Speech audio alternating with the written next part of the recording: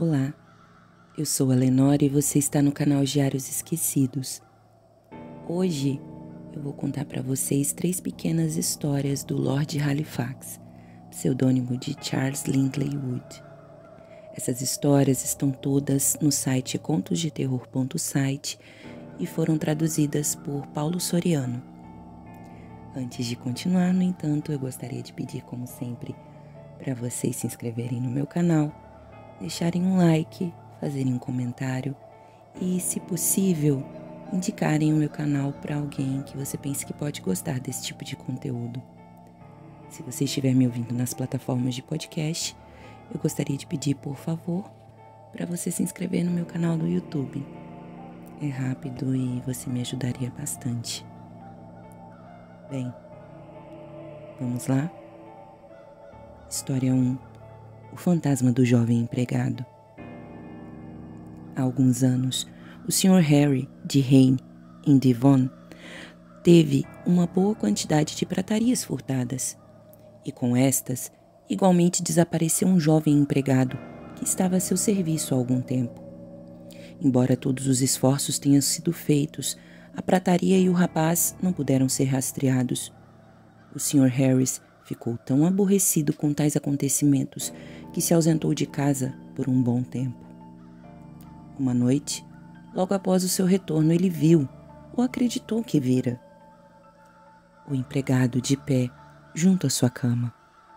Julgando que estivesse sonhando ou que se tratava de um ludíbrio de sua imaginação, virou-se e, mal pensando no ocorrido, voltou a dormir.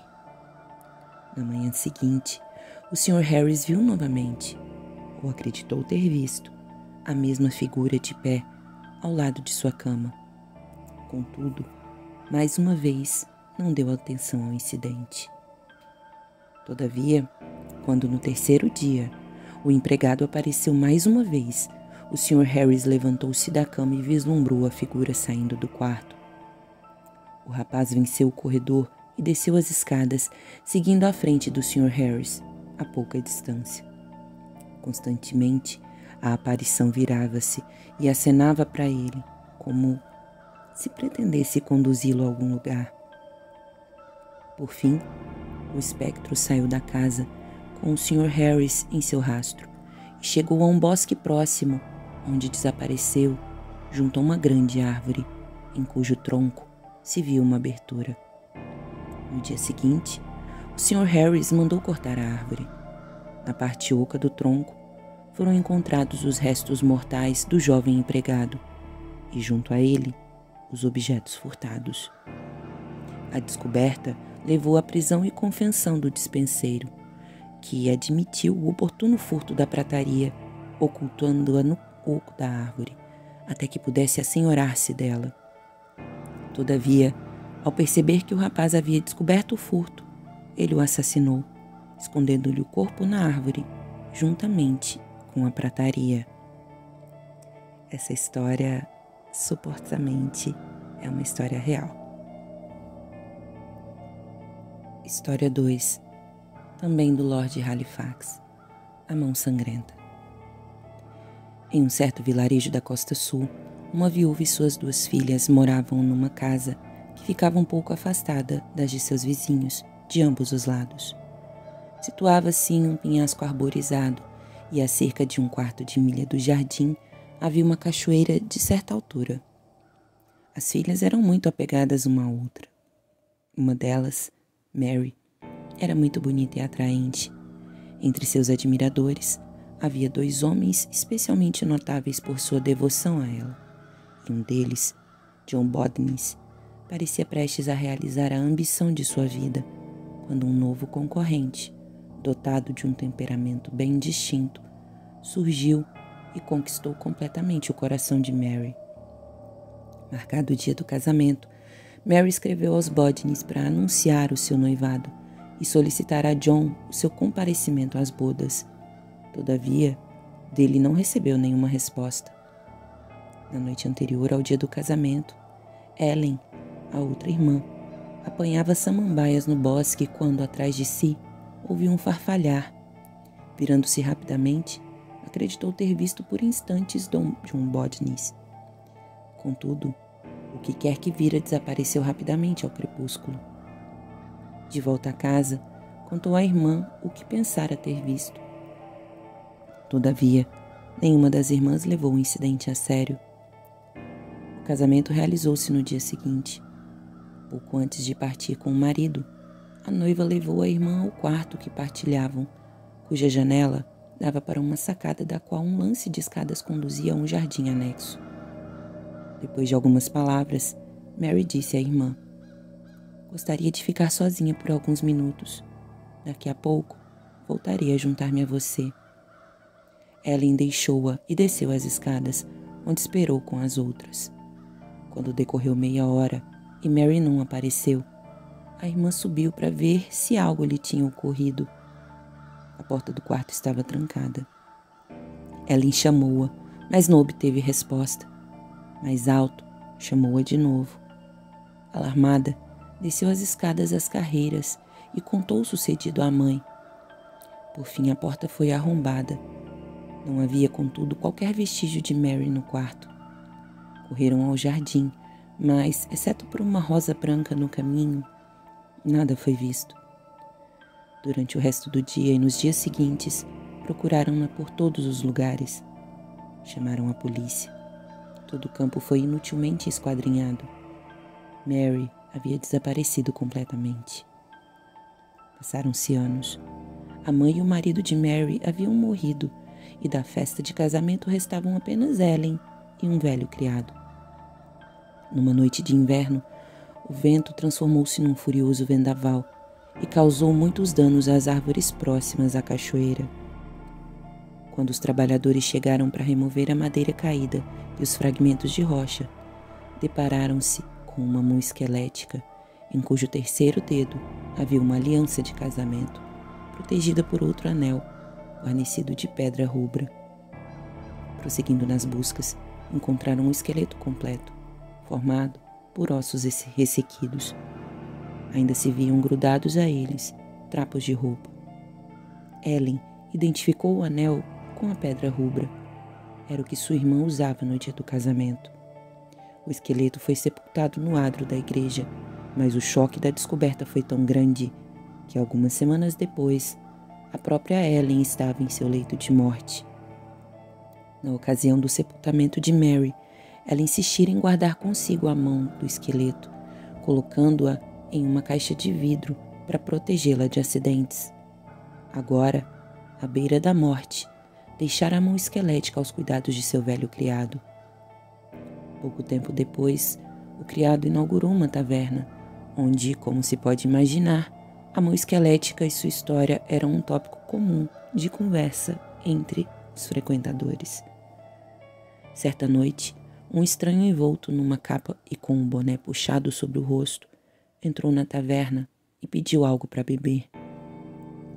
Foi em uma noite como essa que o grande carvalho foi derrubado, observou o taverneiro a um de seus clientes.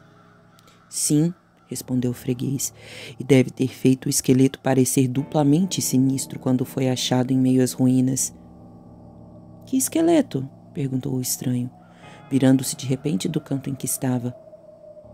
Oh, é uma longa história, respondeu o taverneiro. O senhor pode, se quiser, ver a mão esquelética na caixa de vidro. Eu lhe contarei como ela chegou lá. Esperou uma resposta, mas ela não veio. O estranho estava encostado à parede em estado de choque. Olhava fixamente para a mão esquelética, repetindo várias vezes: sangue, sangue.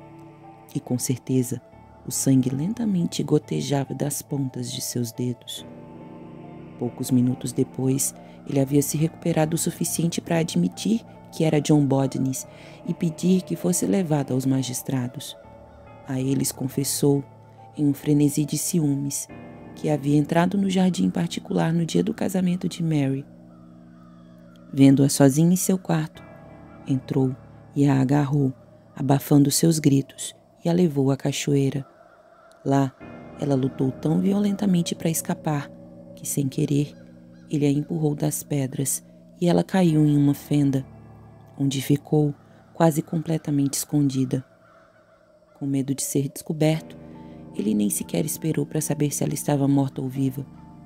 Fugiu e, desde então, viveu no exterior, até que um desejo irresistível o levou a revisitar a cena do seu crime. Tendo feito a confissão, Bodnis foi conduzido à prisão do condado, onde morreu pouco depois, antes mesmo do julgamento. Fim. História 3. Gritos na sala oeste. Farei uma clara narrativa dos fatos, tais como ocorreram, sem qualquer tentativa de embelezá-los ou engrandecê-los. No início de 1835, meu irmão John ficou gravemente enfermo e por várias semanas sua vida esteve em risco. Uma crise chegou e passou, seguida por uma quinzena de esperança e desespero mesclados. No final daquele período, seu estado de saúde experimentou uma tão expressiva melhora que toda a família alimentou as mais promissoras esperanças de sua recuperação, com exceção de sua mãe e tia, que continuaram muito ansiosas, enquanto os médicos não se dispuseram a dar um diagnóstico decididamente favorável. Eram entre 5 e 6 horas de uma bela noite de primavera, no final de março. O sol poente iluminava alegremente a sala oeste, onde 3 irmãs de John e seu irmão William estavam sentados, tendo acabado de deixar o pai na sala de jantar. A mãe e a tia haviam retornado ao quarto de John. A sala oeste fica ao lado da escadaria principal, que vai do hall de entrada até o centro da casa. Há um pequeno patamar na porta da sala oeste. Depois, as escadas sobem mais um pouco até o patamar principal. Um segundo lance de escadas levava ao patamar superior, no qual estava o quarto ocupado por John. Como a parte central da casa é aberta, qualquer ruído no corredor é perfeitamente audível no andar superior. Os escritórios são acessados por um longo corredor situado atrás do hall e da sala de jantar, de modo que os ruídos comuns do corredor ou da escada não podem ser ouvidos ali. As crianças na sala oeste estavam bastante animadas. Não mais se preocupavam com o irmão e estavam mesmo inclinadas a pensar que os mais velhos se alarmavam desnecessariamente. Diziam entre si que o pobre querido Johnny, depois de todo aquele rebuliço, estava melhorando. Sem dúvida, era impossível mimá-lo. Ele era um garoto tão bom e muito querido. Nunca fazia alarde sobre si mesmo. Agora, a mamãe e a tia não mais acreditavam que ele morreria. Todavia, naquele mesmo dia, no jantar, a mãe chorava novamente. As crianças continuaram a falar sobre os 2 médicos que cuidavam de John. O mais jovem dos doutores incomodara-os particularmente naquele dia, quando relatou o estado do paciente ao pai. Malgrado admitisse um aumento na força e no apetite, ele acrescentou: mesmo assim, não vejo melhora.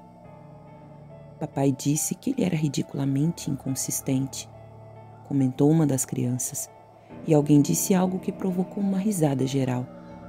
As risadas ainda não haviam cessado quando um grito agudo ecoou pela sala. Era como se tivesse sido proferido por alguém parado no patamar, do lado de fora da porta aberta. Houve um instante de silêncio. Depois, veio um segundo grito idêntico ao primeiro. Seguiu-se outro instante de silêncio, quebrado por um terceiro grito, ainda mais alto e prolongado que os demais, terminando em um som estridente e gorgolejante, como se alguém estivesse morrendo. As crianças na sala ficaram aterrorizadas. Nenhuma delas certamente esquecerá aquele som horrível. Enquanto escrevo, ele parece ressoar em meus ouvidos. Naquele instante, a porta da sala de estar, no lado oposto do corredor, abriu-se. O Sr. Carnsen, que estivera sentado sozinho na sala, correu pelo corredor ao pé da escada. Com uma voz agitada, clamou à filha, que ele sabia estar no quarto oeste. Gertrude, o que está acontecendo? Quem está gritando dessa maneira terrível? Papai, respondeu, não sabemos. Não era um de nós, embora parecesse bem próximo.